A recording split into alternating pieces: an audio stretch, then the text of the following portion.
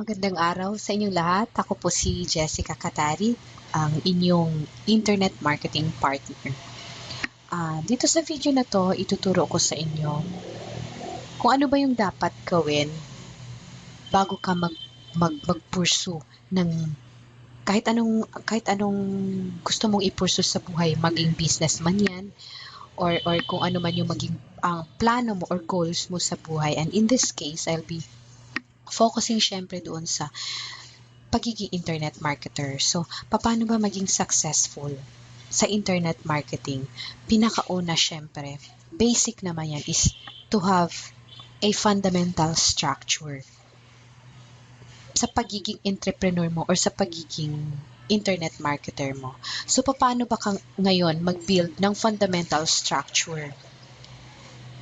Meron akong ibibigay sa inyo simple steps lang naman na madali lang tandaan, madaling i-follow if you follow it by heart at kung desidido ka rin maging successful talaga sa business na to. Una, syempre is have the right mindset. Meron tayong tinatawag na pyramid ng pag-build ng fundamental structure ng isang businessman or ng isang entrepreneur. Pinakauna talaga, bago pa yung lahat, ang pinaka-basic, pinakababa at kailangan maging solid is you to have a foundation. Solid yung foundation mo bago ka mag-proceed, bago ka mag-start man lang, mag-venture into a business. Okay?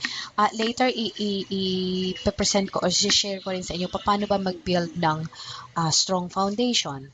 And then next naman is the plan. In between, pataas, once na meron ka ng foundation, solid foundation, then you start planning and taking your plan into action.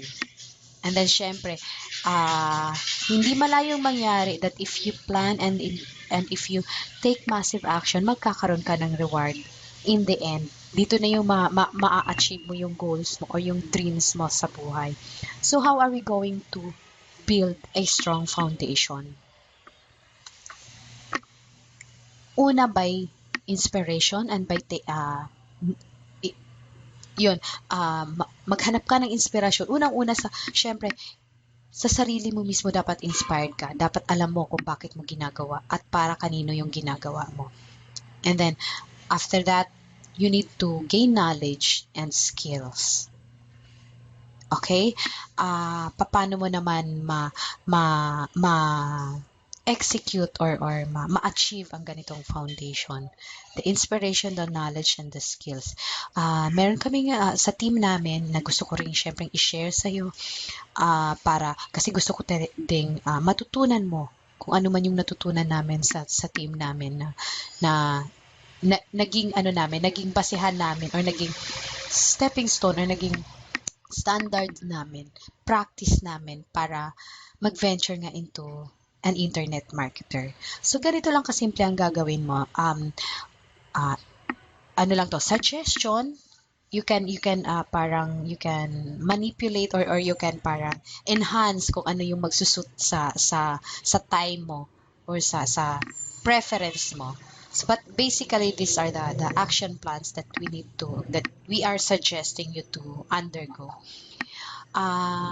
Syempre, plano mo yung activities mo sa isang araw, di ba? At isa dyan, unang-una is, we suggest that 30 minutes of your time, you read or watch videos, inspirational videos, instructional videos, or videos na, informative videos na makakatulong sa'yo, makakapagbigay sa'yo ng insights or values about how to become an internet marketer, a successful internet marketer. And then, syempre, pag meron kang natutunan sa pagbabasa at sa panonood ng videos mo, i-apply mo ngayon. So, 30 minutes thinking and writing. Writing meaning you can write blogs. Dito sa number 2, pwede kang hindi naman to limited sa writing lang.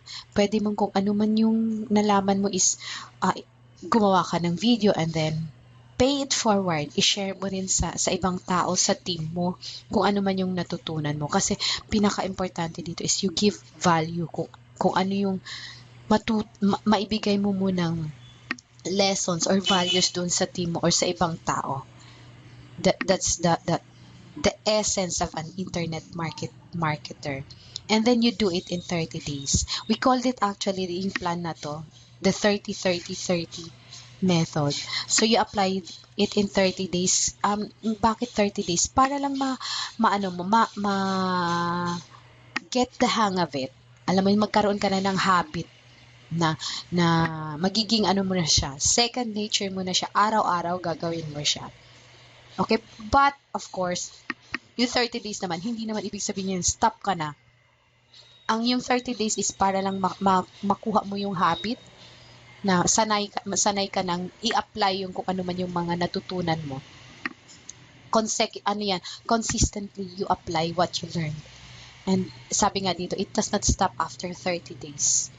So, you continue yung araw-araw pa rin, gain knowledge, skills, be inspired by watching videos of other successful entrepreneurs, and then you apply it until such time na talagang ma-reach mo na yung goal mo. Kasi, believe me, if you won't stop, if ikaw magtutuloy-tuloy lang at hindi ka titigil, hindi ka mawalan ng pag-asa, you will reap the reward in the end. So,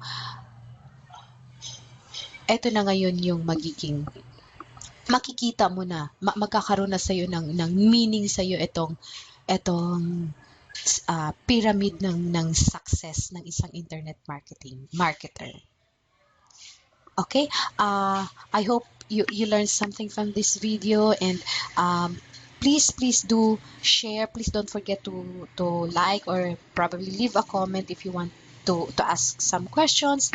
And if you want to learn more about internet marketing, meron akong ilalagay na link dito sa baba ng video, dito sa vlog na to, and you can check it out kung gusto mong umattend ng mga free webinars namin. We are offering regular free webinars every week yon.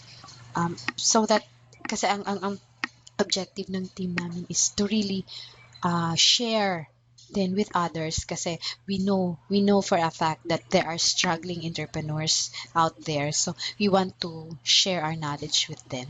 Okay, that's all for now, and thank you for watching. See you in my next video. Bye.